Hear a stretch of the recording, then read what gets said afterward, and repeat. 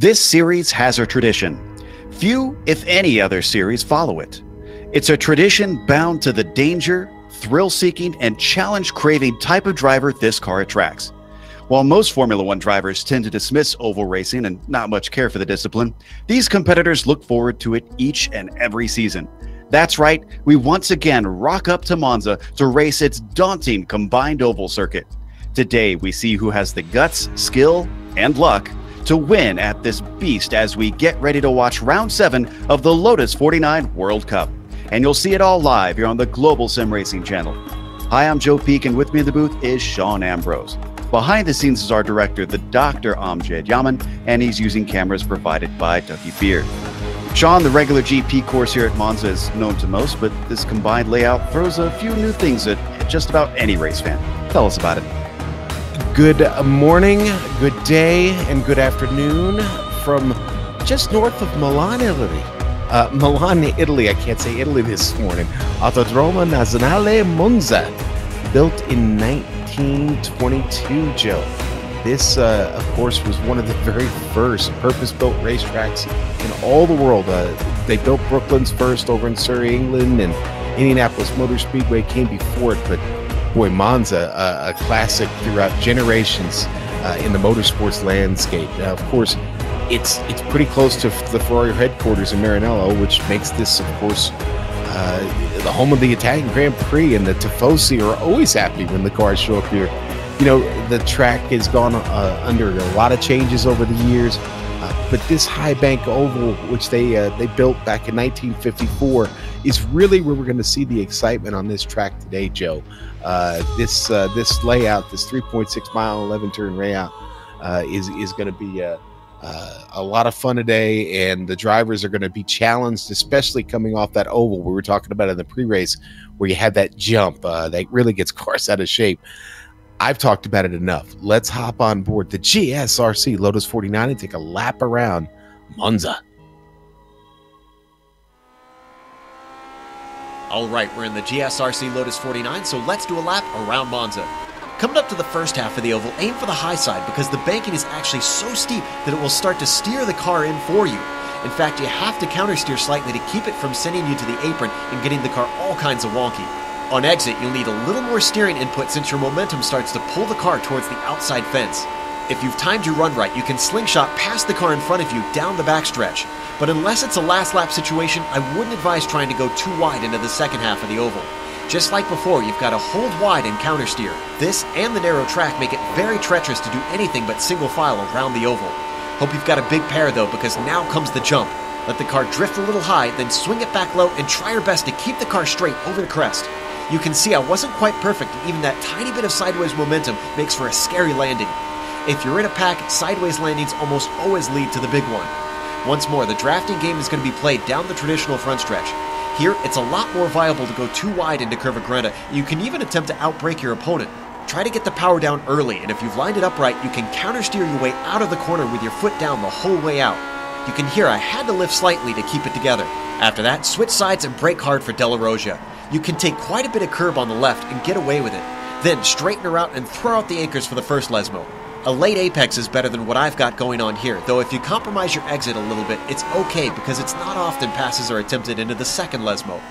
Don't be afraid to be aggressive on the inside curb here and really focus on getting to the gas as soon as you can. This is a pretty long straight we'll be flying down. With the braking into Ascari coming up, it's a very popular passing spot. Expect a lot of aggressive defending into here.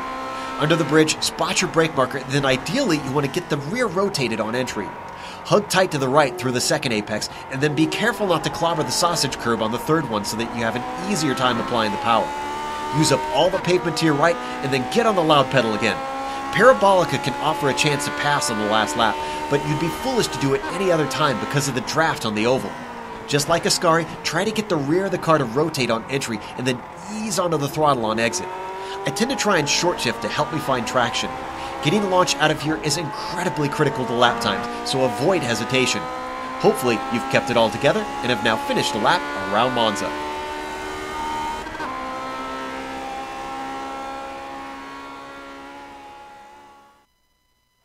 There's a lap around the combined circuit of Monza, just to give you an idea of how fast these cars are going.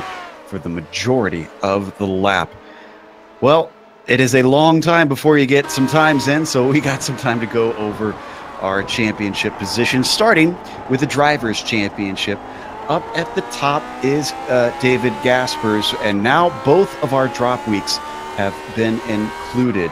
Gaspers now up by 18 points over, get this though, Dave Price jumps up to 4th, and Dimitrios Houdoulidis is slotted down to 3rd, a little bit ways behind, and unfortunately, I don't see Dimitrios here today, so he's going to drop even farther. Michel Dudignon gets bumped up with his good results lately into the 3rd spot. He still has time to try and chase down Gaspers, but he's going to have a hell of a time doing it. Gary Teal drops down to the 5th position. You might notice that you don't see Nick Claridge in there. Unfortunately, he's had to miss a few races and hasn't had the best season. Sean, what about the F2 Championship? Tell us how the Amateur Championship, as it were, goes. All right, Joe, let's take a look at that real quick. Now, GSRC doesn't have access to the F2 points, so drop races can't be accounted for here yet. All right, now Matt Wright and Hideki Koibitso would sit 8th and 9th in the F1 standings, but Don Good's best finish was 8th at round 4, and that's got him in 3rd on the board right now. Robert Reynolds, Johnny Bell, both coming up a spot there. They were 12th and 13th in the last round, so you can see the difference in points made up there. And you know, sometimes participation affects that, but the Americans right now showing a really good footing in the F2 driver standings, Joe. Great to see. We also have a Constructors' Championship, which is effectively a Nations Championship in this series, and the UK leading the way over Germany, but not by a whole lot considering how many drivers are contributing to that. The UK really has had a slew of people jumping in, whereas Germany simply has Gaspers contributing points. The US has had Good and Teal doing a great job getting them up to 3rd, and then Houdoulidis with a bit of a lack of results lately and lack of participation has moved down to 4th. Finland trying to hang in there. You don't see as many Finns in this series as you do up in some of the other cars in iRacing, which is a bit surprising. I'd love to see more out there. Sean, we are starting to get some times on the board, so quickly before we go to the qualifying, what's today's race details? Joe, only 15 laps today. Well, that's because it's a longer course. Now, this is round 7 of 12, a couple of drops, both being figured in now at this point. We've reached the halfway point, just past it. The setups are open on the car. Now, there aren't a ton of adjustments on the Lotus 49, but those that you can make will help the suspension ride a little bit better here at Monza, as there are a couple of really tricky spots on track. And, of course, the points pay through the iRacing system, and they figure those in here to the championship in the Lotus 49 World Cup. And those are your details, Joe. So we take a look at Gary Teal, currently 2nd on our timing sheets. Billy Bob Wright has the pole provisionally. I'm watching Michel Dudignon. There's Nicola Cocci there on our screen, though. The Frenchman we expect to be up there in the qualifying. You could see heading through the very tricky version of Della Roggia. Not quite like the kink that it used to be back before the chicane was added, but pretty close to it, Sean. Yeah, not too much difference there, Joe. You know what? I'm looking at timing and scoring, and boy, there is one obvious omission. Looks like Mick Claridge did not make it to the race. We had heard he was going to make it, and then he was immediately off to a gig this evening there. But unfortunately, for whatever reasons, he did not make it in. Well, that's a boon to Dudignon as we watch Zoko and Kika complete their laps as well. Still a number of drivers trying to get a time in. In fact, sometimes it can be difficult to get 2 timed laps in because of the length of this track. You can see less than a minute to go.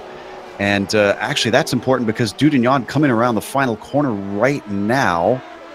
And his first lap didn't count. The second one's barely going to make it in on time, as Kika goes fastest, we see on the screen, and Dudignon tops him by about half a second.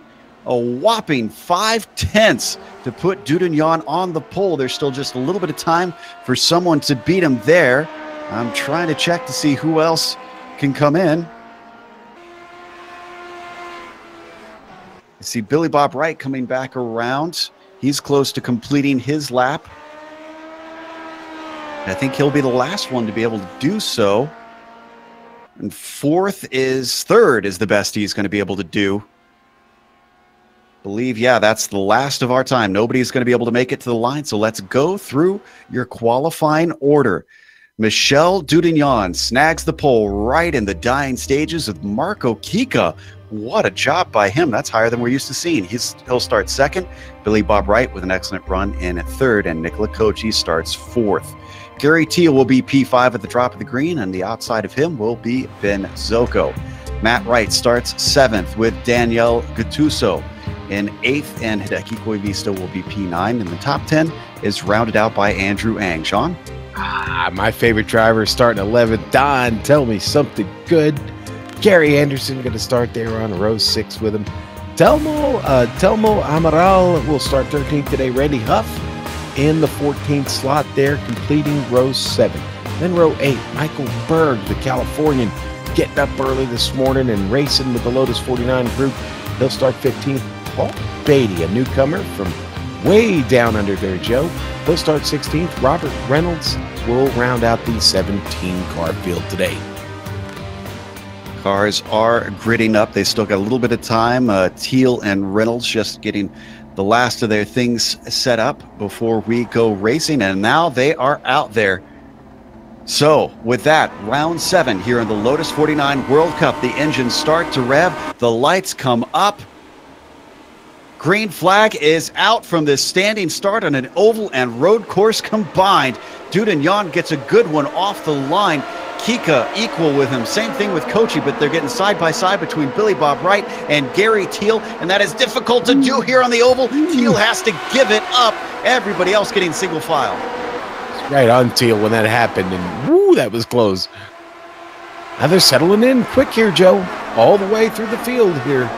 Already. Everybody, everybody very mindful of the track here early. Got to get some heat in these tires. But Kika's already moved himself into the lead. Kochi had a thought about getting around Dudignon, but he gets back single file. You might think that because it's a high-banked oval, they could go side by side, but it is very much single file through here. You don't want to be spending time. Oh, and Kochi is into the wall. People try to take evasive maneuvers. He tries to keep it straight, and amazingly, we avoid disaster here on the first lap.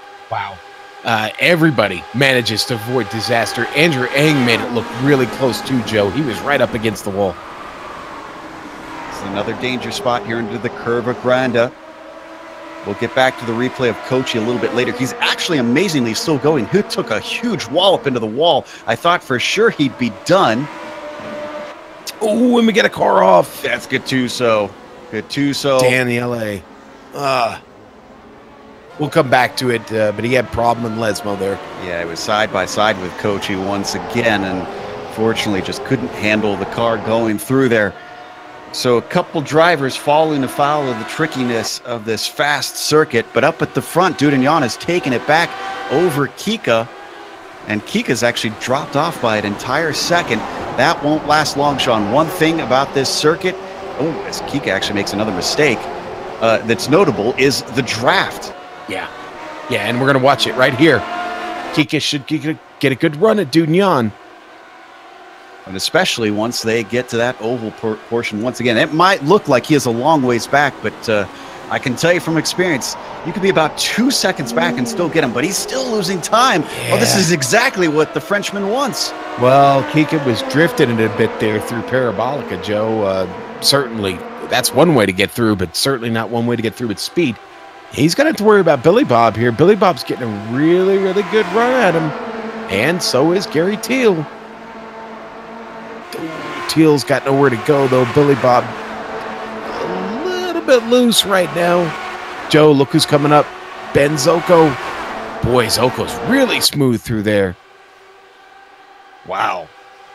Cars are getting dicey here early on, wanting to get ahead of everybody. They're going to go side by side, Billy Bob Wright and Marco Kika. Wright's going to come out ahead of Kika.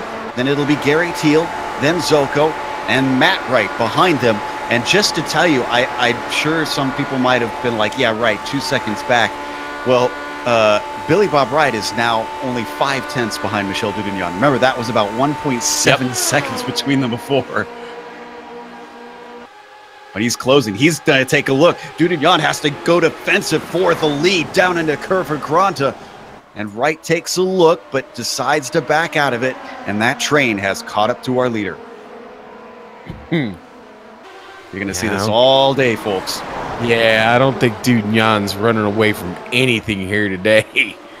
Ooh, Billy Bob's got to get on the brakes hard right there. Ooh. And before we get back, sorry to interrupt, before we get back to the oval and this all erupts again, let's go to the replays of what happened at the end of the first lap while we've got some time. I think we're going to start with Kochi. This is unusual. He just drifts a little high here, Sean, and suddenly it gets sucked into that Armco. Boom. Yeah, and boy, he got lucky. Yeah, and he's got to be struggling with the steering on that car now. That had to have knocked the toe out. I mean, he's still holding on in 7th place, Joe, but I can't imagine he's going to be able to make a run back up through the field with that damage. And both of these drivers, ironically, Italian. Gattuso as well. Let's see, coming up to the Della Rosa chicane. And that's Kochi in the bright neon greenish yellow car. He's going to pull it up alongside him. Oh, there's a little bit of grass to the outside. That's what caused under braking the number 6 to slide off. That's a tough break for Daniele. He still sits in the pits. That looks like it wiped out his car, probably taking it behind the wall at this point. No, he's still sitting there for some repair. Maybe they will get that car back out. We'll see. All right, back to the track. Everybody on the oval now, Joe, coming around for another lap. Here we go. And Billy Bob Wright and Marco Kika, did they actually make contact there? That was close. They are gaining on Dudignon. He was stretched away during the road portion once again, but in the oval, they keep sucking him back in. Joe, I looked at that real quick. There was the ever bit slightest of contact between wheels. It was a little rubber contact. Look at this. Wide. Kika with a run on Dudignon. He's going to get it to the inside down to the Curva Grande. And was that Zoko? That was Zoko. Yep, contact.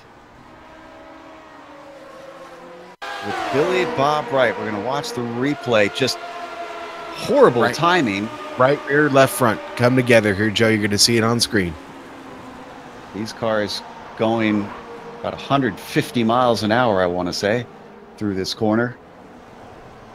Wow, no chance to save that one. It just shot him to the inside. Wright is able to keep going, and he's up into 2nd place now. Is Zoko still out there? Yes, he is. He's down in 11th. This is why it is a favorite of both the drivers and fans of this series. It always puts on an incredible show. Sean, it's almost like if you took Talladega and Watkins Glen and smashed them together. Yeah. Oh, absolutely. I've never heard anybody make that comparison. That is a great comparison, actually. Yeah, the oval section of this track, Monza by itself, is a fun, very challenging track. Slap in this high-speed oval, and it's a whole nother ball game. Poor Ben Zoko still out there struggling just to make his way back to the pit without a tow, Joe. He's finally found the pit entrance.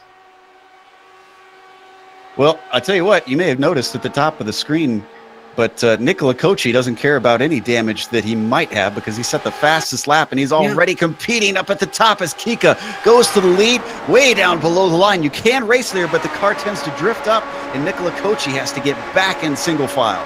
Did Kochi enter a tank in this race today? He might have. Man, he was so close on exit to hitting that wall again. So was Gary Teal. In fact, I think he had to make a big lift, and he didn't lose the draft, but he lost ground. Dudignon moves back to the lead. Billy Bob Wright to the inside of Marco Kika. Down into the curve of Gronder. They're going to go side by side. You can do this without losing too much time, but it's going to be difficult to do this through De La Rosa, and Kika knows it. He backs out. Hair-raising stuff on this. Ooh, and watch out. Kika just really hanging the left rear of that car out there. We've been paying attention to this lead pack so much. What's happening back in the mid pack? I see Michael Berg has gotten himself up into 7th from 15th. Yes, he has, Joe. And right now he's got Hideki and Andrew Eng chasing him. And, you know, another admission from the field today was Johnny Bell. And he's checking in on the YouTube chat. He's in the infield of Mid-Ohio right now. So good on him. Oh, and Koivisto having a bad day down there in the Ascari chicane, the only chicane left in this layout. I'm sure if the drivers could, they would try and remove that one too. The lonely chicane. Koivisto gets going, but down in 9th. Yeah, very jealous, Johnny. Mid-Ohio is a bit of a home track for me, and I wish I could be there.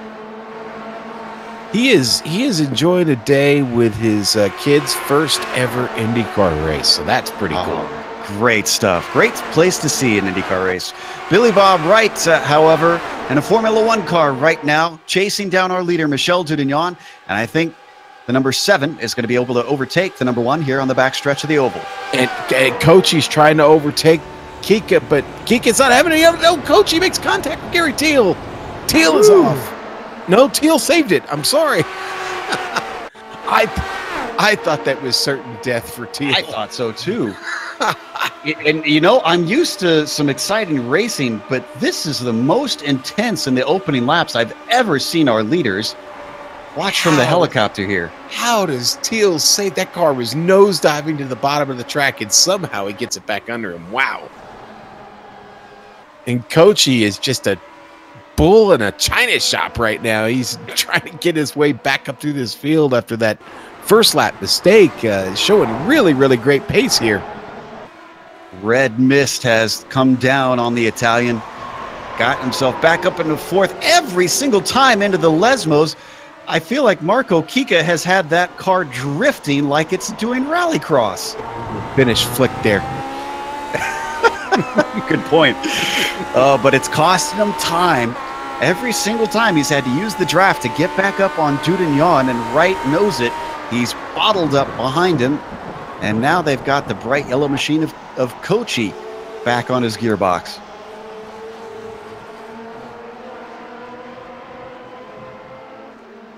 Not only are you a bull in a bull in a china shop, you've got a rude paint job on your car. It's just bull in a paint shop. Yeah. Oh, he's going to look to the inside.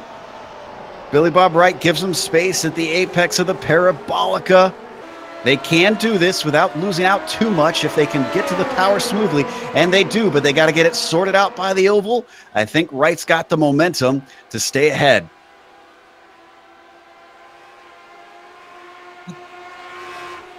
Ooh, that was a close moment for Coachy. He really did not hit that transition well. He's riding the line right there, which is not the preferred place you want to be, Joe, straddling that yellow line down towards the bottom. Thankfully, they managed to get nose to tail. Coming off those corners, so one thing we haven't talked about yet, Sean, is they're going to have a go on Kika here, and I think Wright's going to get it. Oh, he's going to try to, but he's got a lift. Drifts back up to the banking. But coming off these corners, if you've never driven this car, I mean, explain to our viewers what you experience here. Right here, experience the car get very, very light off the exit of airborne. Yeah, in most cases, all 4 wheels are off the ground. How that car lands, so very important. If it doesn't land straight in this Lotus 49, that's it. It's game over. You are off the track and into one of those barriers that comes up very, very quick to the left or to the right. I don't think they quite had that type of jump back in the days that these cars. Now, thankfully, these specific cars did not run the combined circuit, but Formula One cars of this type back in the 60s and 50s did actually race in this layout, sort of, without the Ascari chicane, we should say. If I made a suggestion to anyone, if they wanted to see what we're talking about, just do a Google search for images for Lotus 49 Monza, and there's some great photos of cars in the air. So, oh, they actually did get air back then. They did, yeah. Wow, gosh, I can't fathom the bravery it took for that. It's scary in the sim, and we have no limb or whatnot on the line. So right on board with Kochi, following Gary Teal. Kochi throws it in there again. Wow. Too hard. Billy Bob just barely survives that. Nice.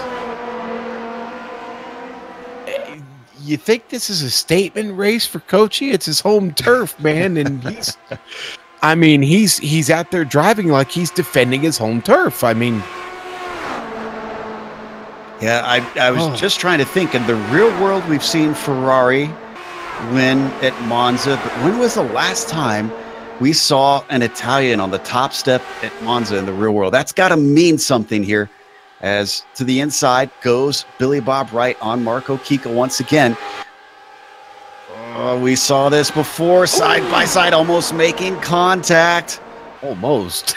I think they clattered. That dude Jan's probably got a little bit of a smirk on his face right now. He sees what's going on in the mirror. Ooh, and Gary Teal got all sorts of sideways off the jump. And that's exactly what we're talking about. Yeah, that's why it made me hold my breath for a moment. I think everybody on the iRacing service, you owe yourself this. You have to, if nothing else, just go practice. Just go out and practice it. It is so much fun. It might take them a few laps just to complete the first lap. If I'm honest, they'll be shocked. It did my first time in this car here. Yeah, it took me a good 30 to 45 minutes before I even really figured out to finish a lap. Man, Kika is so sideways. We didn't see it on screen, but once again in the Lesmos, there's got to be something with the setup of the car here, Sean. I've never seen anybody every single lap get the tail out around those corners. It looks like he's driving a dirt late model almost, to be honest with you, the way he's just hanging that left rear out coming through these turns. And it's hurting him every time. It's not the fast way around, unfortunately. It's fun to watch, but, well, this has brought them away from Wright, who's closer to Dunian than they are to him. Kochi's going to try and get the spot here and take advantage of it. He does. Well, yeah, next they're going to bring Teal in again. Apologies to the mid-pack. This is, gosh, I mean, if they were just politely swapping positions, I would jump back, but I've never seen fighting this intense all throughout the race. This is highly unusual. If this is your first time watching this round here in the Lotus 49 World Cup, this is the least polite I've ever seen these drivers. And you know what? They're just driving hard. I don't think it's a sportsmanship issue here at this point. They're just really letting it hang out here at Monza today. Oh gosh. Kika and Teal side by side. Somehow they get it sorted out. I mean, this is generally the type of racing you'll see mid-pack. Oh, look at that. Oh, that's it. Billy Bob is end over end down the front straightaway. He's off the track limits. That's going to result in a tow, unfortunately. Billy Bob. Joe, he's going to lose it here off exit of the oval. And look how small this starts, and it just gets big. He drifts up that little bit. It's the lightest of touches on the Armco. I had my eyes on Kochi. I totally missed this until I saw him tumbling. Jeez. Yeah, that's terrible. And you know what? I really think Billy Bob had a legitimate shot at certainly a podium and maybe even a win today. That's man, I'm gutted for him right now. I really am. What this does is one of the things I made a note on, Sean, is We tend to see this in this race. It'll be a big pack race up in front, but one by one, you start to see them fall away. Yeah, it was something we had in our pre-race notes about how, you know, watch for the field to thin out as the race goes on. Why? Well, you just saw what happened to Billy Bob Wright. Yeah. All right, down in P10, we do have a battle, and that is between newcomer Paul Beatty and Telmo Amaral. I believe we've seen Telmo before, at least in one of our broadcasts. I'm not sure if it was the 49s, but fighting for a top 10. Dunion. Oh, no. Why is he in the pits? Did he not put enough fuel in, maybe? He's hit his stall. If it's just a splash and dash, maybe just shy of it. No, he's in there for a while. Maybe he hit something. Wonder if he got a bit of Billy Bob and got a meatball flag, but wow, what a development. And this puts an Italian, Sean, in the lead. Nicola Cocci in the number 4 is up in front now. You know, we may not be able to fit his head in the booth if he wins this race. You realize that, right? I mean, we may have to go outside for the interview. Oh, Gary, hang on, Gary, hang on. Wow. So many code browns in this race, I've lost track. I was just about to say, Sean, I think that's exactly what that was. Kika thinks about taking second, backs out of it by the time they break for Curva Grande here. And now we're down to 3 already. Boy, that went away fast. And Joe, when they hit the line, we've only got 6 laps left. I mean, that's going to be obviously we're past the halfway point. Yeah. Let's give some love to Michael Berg sitting in 4th. He's in a little fight with Matt Wright. Yeah, hey, listen, these two have had a good run here so far, especially Berg. Berg started 15th in this race, and boy, you talk about a tough track to come all the way from 15th to get actually in the mix and even into the top 5. What a great job, a great drive the Californians having early this morning. And Michelle has returned to the track about a 23-second stop. I'm still confused as to what happened, Sean. Well, I mean, even if he was still just on qualifying fuel, that wouldn't have been enough fuel to take him this deep into the race. Yeah, exactly. So I've got to just assume it was some sort of damage, and like you said, possibly a meatball that got him where he's at. We should probably clarify for those who aren't iRacing fans, the meatball is the nickname that has been deemed for the orange disc on a black flag. That is a must-get repairs flag. Yeah, I did use that kind of. Does anybody outside of iRacing call it the meatball, actually? Yeah. Okay. Yeah. Wasn't sure. It was the first time I had heard it is when I joined iRacing. There we see our leaders once again. Teal, now they've calmed down, Sean. Teal's just kind of waiting behind Cocci. He could have had a look to the inside and decided not to. Oh, Teal's car. Did you? I saw it. He almost did a wheel stand. Oh, and he got, boy, what a run. What a recovery. Passes Cocci there, almost like he's standing still, and Gary over under messes up the entry. Cocci's going to get it back. And as we watch this, we were talking about Berg and Wright and Berg's climb. We mentioned Talladega, Sean, and this is a lot like it in the sense that it throws up unusual results. It really is, anybody could be a winner if you play it right. Yeah. I couldn't agree with you more, but you got to have a little bit of patience, and you've really, really got to be careful. You got to know where the trouble spots are in this track, and you've got to have a plan for, getting through those areas of the track. Again, we've already seen it a couple Cocci makes a mistake. Sorry. Big mistake. Big mistake by Cocci, Joe. This was in a Ascari, and he might have a slowdown penalty as he was way off in the chicane. This has opened it up to a battle between Teal and Kika. We'll go back to that replay in a second. Once these two sort it out, Kika is going to come out ahead. I think we got a little bit of time to pop back now. Yeah, this will be Coachy here having trouble with the entry. He just misses it, Joe. Car got loose on entry, and that really screwed everything up for him. But he didn't wreck the car, and look, he's right back in the tow. One of the few heavy braking zones on this track, which is why it can be so tricky depending on where that brake balance is. Still up with this group, and they are well ahead of Berg, 8 seconds back from them. So there is really no risk of them bringing more cars into it at this point.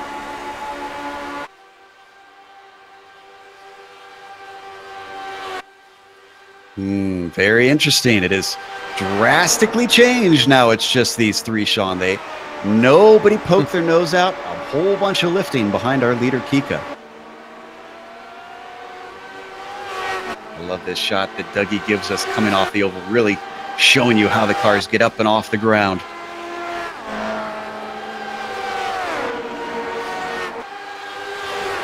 Down into the Curva Grande one more time. 5 laps to go now at this point.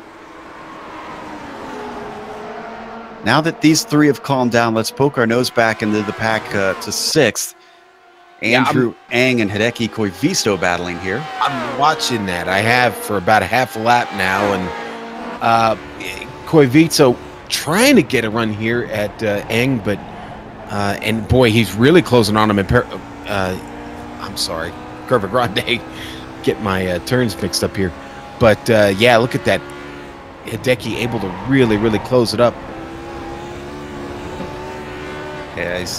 There is even still a bit of a draft here on the road course portion. We should mention it's not as drastic as before, and a big mistake from Ang could hand it over as he's got his wheels over in the dirt on the way into the second Lesmo. It indeed will hand it over to that yellow and black machine of Hideki Koivisto. Yeah, I think Andrew was a bit of a passenger there for a moment, and he really had to get out of everything and just let the car settle. That car was on its way to a really wicked spin. That's going to give it to Koivisto, who's now up to 6th. They got a long way to go, though, to catch Matt Wright in front of him. He's, what, about 13.5 seconds up the track here at this point. Yeah, smart driving from the Midwesterner to recollect the car. But we've jumped back up to our top 3 who've hit the oval once again. Let's see if anybody tries to make a move this time, or if it's going to be business as before and everyone just waiting patiently. I don't want to say Coachy's struggling, but he certainly dropped back, and I don't know if he's just maybe looking to let these two take themselves out, or he's starting to kind of come back forward here. I think he just had an awkward entry onto the oval. It can be a little tough sometimes if you don't hit it right, trying to get into that banking.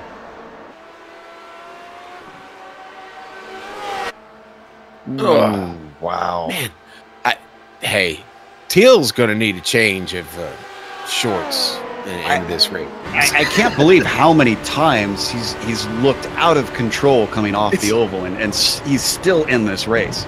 It's like he's creating a highlight package for that exit of the oval right there. It's like he's planning to do this. No one plans to do that, but Gary has figured something out there that, I'm going to make this look exciting every time. Look at him get this run here at Kika. And he's got to back out of it. Just want to give an update for fans of Michel Dudignan. He's got himself back into 9th. He's chasing down Don Good, but he's 37 seconds behind our leaders at the moment. So really no chance of him trying to come back up. We understand there was another pass that we've got on replay here between Ang and Koivisto. I think it sounds like we're passing up on it. Yeah, well, they passed. Koivisto, Ang had gotten by him, and then Koivisto took it right back. So we're going to pass on that one for now. But those two are definitely having a spirited battle right now, for sure. That's Koivisto there on screen in the number 10. This will be a nice haul of points for Koivisto today, coming home in 6th. Just goes to reiterate our point that you really can get some unusual results with him being that high up. Not like it's a small field, 17 cars out there today, so 6th is no mean feat. Down to 3 laps to go, Sean, and we're on the oval once more. And the parade continues here up at the front. Hey, you know, that's another thing about the Lotus 49 through the oval. It's anything but steady. It's not like you've got just this tremendous amount of grip and your car is just locked in a line. It's sliding all over the place, Joe. The G-forces just don't seem to really help here at all on this Lotus 49. Oh, my. Every time. What is he doing? What is he doing there, Joe? Gonna have to see a supercut after this of as he goes for the lead of like every exit of the oval for Gary Teal.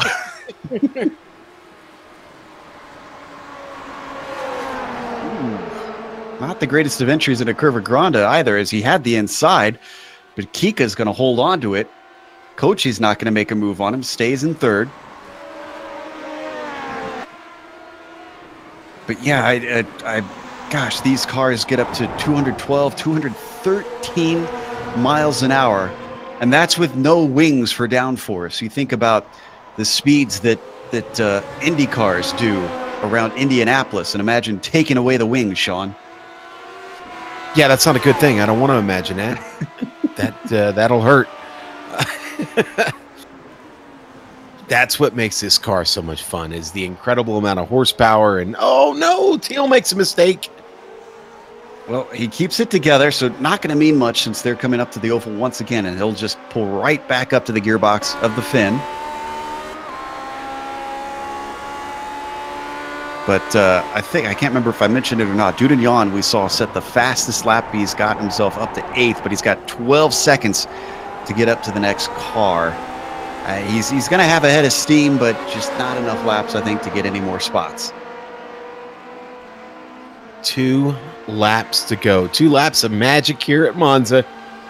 And any one of these 3 can win this race. And honestly, anybody behind them can win this race, because all 3 of these guys could end in tears here sometime in the next lap and a half.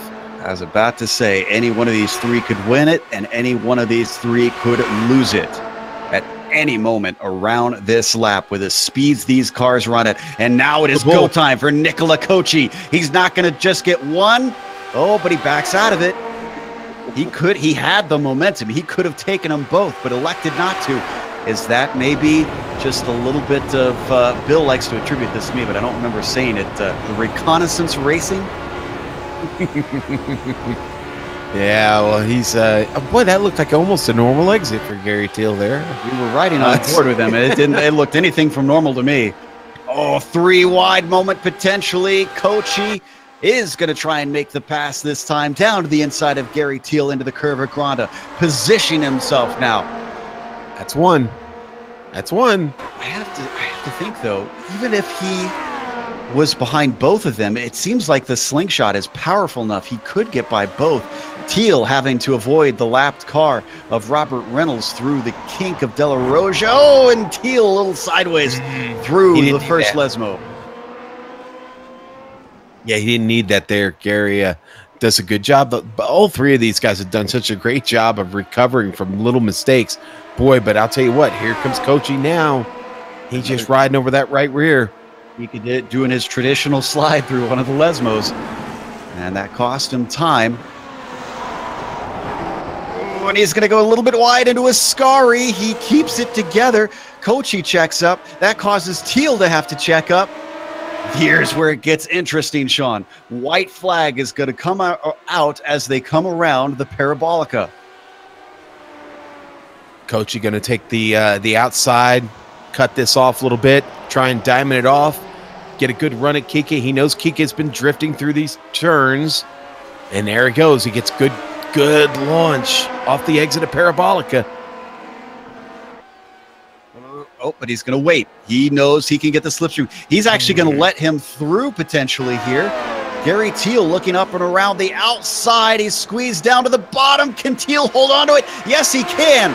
Coachy's got to get his momentum back up. This could be the race lost for him unless the draft is powerful enough. It's Kika up in the lead. Gary Teal has the momentum. He's pulling up behind him. He decides to wait. Kika blocks off the inside. Here comes Teal Coachy. looking up to the outside. Coachy does pull back up to them.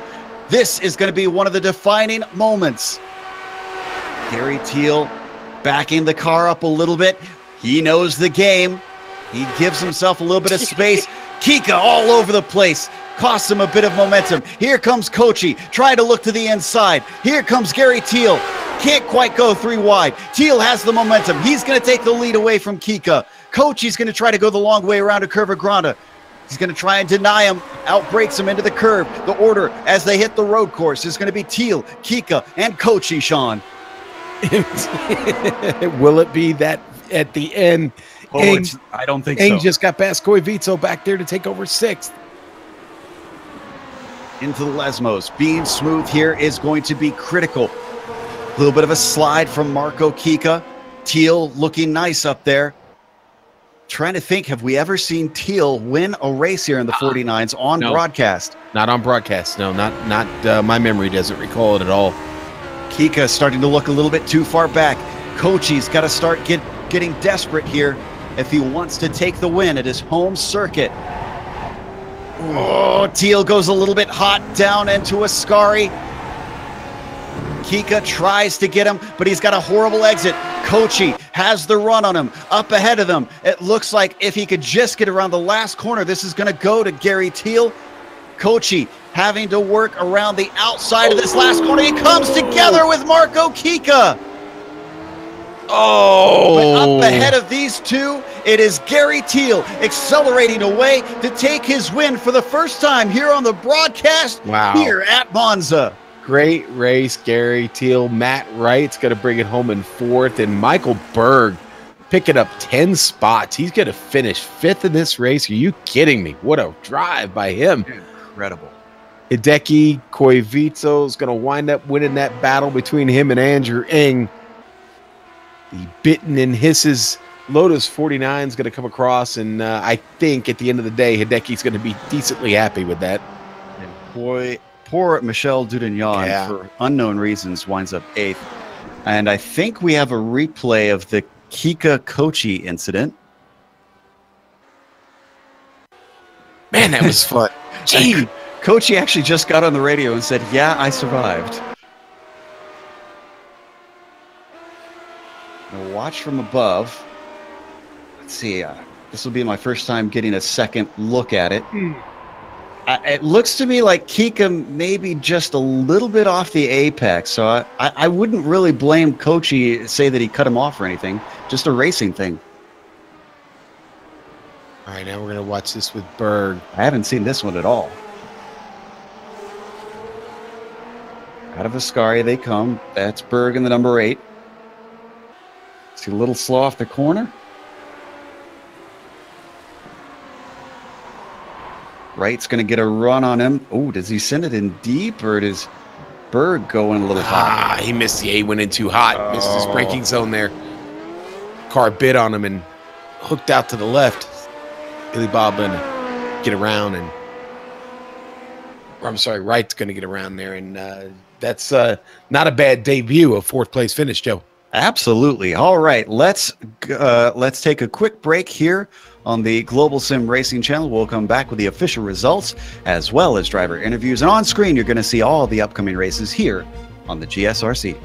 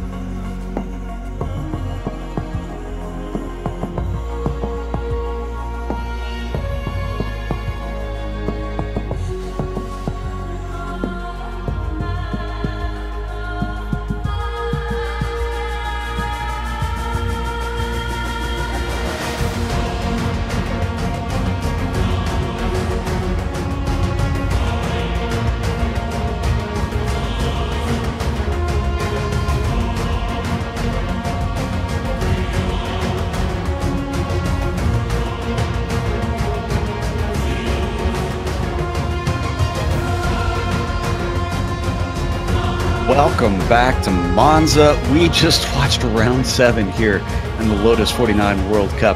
And again, if you missed it, and if you've never seen the 49's race at the Monza combined circuit, rewind, forget these interviews, rewind and go watch that first, because wow.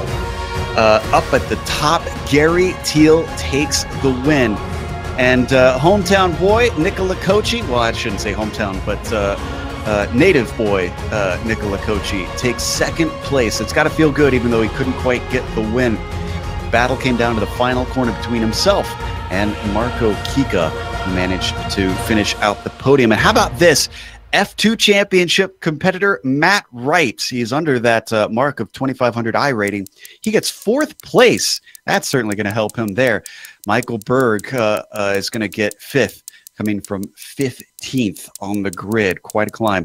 Deki Koivisto finishes in 6th, with Andrew Ang taking 7th. Michel Denignon. Love to find out what exactly happened to the Frenchman to make him have to pit there. He finishes in 8th position. Donnie Be Good, he takes 9th place. Not too bad for Don. And Paul Beatty, in his very first race, gets a top 10, Sean. And he'll take that, I'm sure. Telmo Almiral, unfortunately, we never got a chance to talk about the Iberian much, but he did finish 11th in this race. Randy Huff, 12th. Robert Reynolds going to finish 13th. And that actually was, if anyone remembers, he started at the very back of the field. So a plus day for Robert Reynolds. Ben Zocco, man, that was a wicked incident. He had 14th for Ben. Gary Anderson, 15th. Billy Bob Ride, he went for the ride of the day.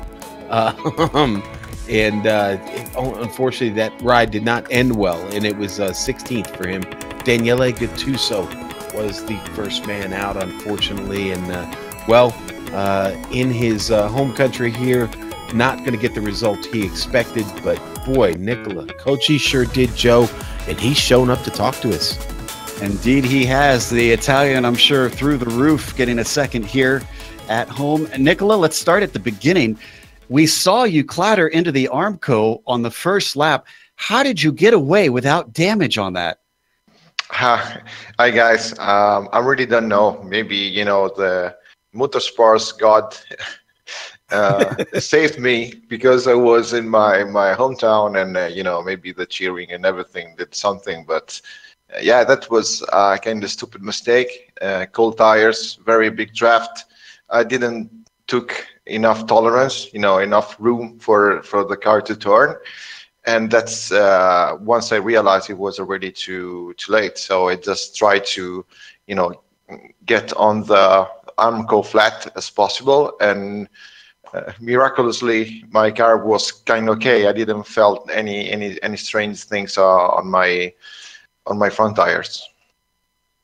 Now, Nick, go ahead, Sean. No, go ahead, Joe. I was going to say, Nicola, with this being an Italian track, does that Italian pride, is that an extra incentive to try and do good here? Did you feel pressure? Well, actually, with Monza, it's a little bit a strange relationship, because I don't really like Monza that much, but for some reason, I always had good results, even with the Lotus 79. So I think that there might be some kind of connection. Maybe Monza likes me more than I like Monza. And Nicola, I have to ask, have you been to many races at Monza? Yeah, a couple. But it's a little bit, not very comfortable to go around, because the track is so big that if you want to change the point of view, you have to just like walk for, I don't know, 3 kilometers. Oh, jeez. Yeah, and you just lost the race. But actually, the nicest thing is that even when there is some race, the internal 2 banking corner is available, so you can walk there. And I climb up there to just like sit in the Armco and to see the car passing behind me, below me. Sorry, and that's incredible how steep that banking are. Just like steep enough to take out your shoes. It's it's crazy. It sounds crazy. Yeah. Yeah. Are you part of the Tifosi, Nicola? Well, no, I'm not that much of a fanboy, but I really, you know, enjoy watching race, but not too much. You know, I'm not like a very big Ferrari fan, but I just like the sport in general. One last question before you go. Let's go to the end of the race, Nicola, with the contact with Marco Kika. What are your thoughts on that incident? It was awful close. We kind of thought racing incident from our point of view. Yeah, you know, I just, you know, I'm not upset about it. I think that it's something that he needs to try. It's just like it was a little bit more ahead of him, but he had the best line, so he had just to try to brake a little later. And this is kind of a risk that it's okay to take on the last corner. Of course, there is a limit, but Marco was a fair driver, and I am absolutely okay with that. All right. Well, congratulations for a podium finish here in Italy, and we look forward to seeing you more in the 49.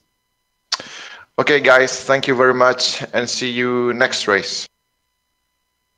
We will do. That was Nicola Cocci, second place finisher here today, and unfortunately, nobody else has come talk to us. I guess everybody is just too whomped from all the tenseness of the car.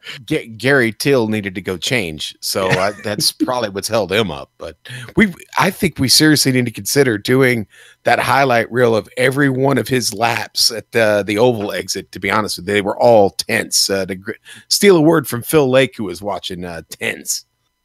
Absolutely. That means that we're going to wrap up today. A big thank you both to Ben Zocco for organizing the community and to the community themselves here in the Lotus 49 for bringing GSRC back to cover this series. Thanks to the companies that provide the software and hardware for our broadcast listed here on your screen. And additional thanks go to Eric Ekholm and June Lalonde, who provide our wonderful music. See the screen for how to get a hold of more of their great work. And I can report that June has now released fully her new single called Colors. So definitely go check that out. Thanks to the team today, Sean, Amjad, and Dougie. If you'd like to find out more about GSRC, including upcoming races, you can find it at globalsimracingchannel.com. You can also check us out on social media. We're on Twitter at GSR Channel, Facebook at Global Sim Racing Channel, and Instagram at GSRC_Graham. Don't forget, if you head on over to our YouTube page, there's a big red button that says subscribe. If you hit that, you will subscribe, and that means you'll get all of our races in your YouTube feed, and you won't miss a moment here on the GSRC. Boy, if you thought this was a tough one and hair-raising, we are going to Bathurst, which is just as difficult. Yeah. Next week, Saturday, August 4th at 9:30 a.m. Eastern. We also have upcoming races for other series listed on the screen, so check those out and mark them down on your calendar. However, until next time, race clean, race hard, and we'll see you on the track.